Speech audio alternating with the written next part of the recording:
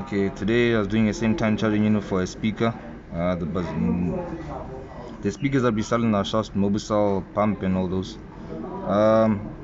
As you can see at this charging unit, we don't actually have this kind of charging unit, but it's similar to an 8520. But what you can do is you can augment a charging unit by just making some legs.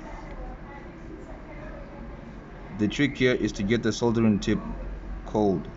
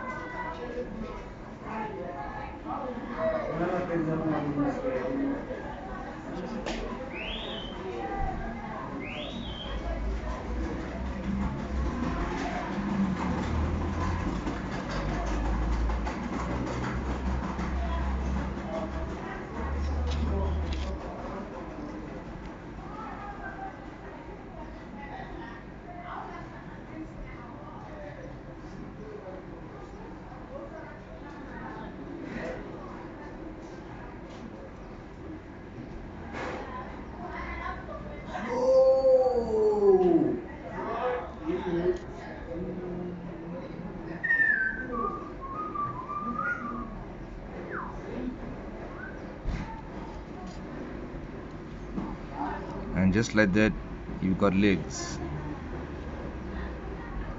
as you can see.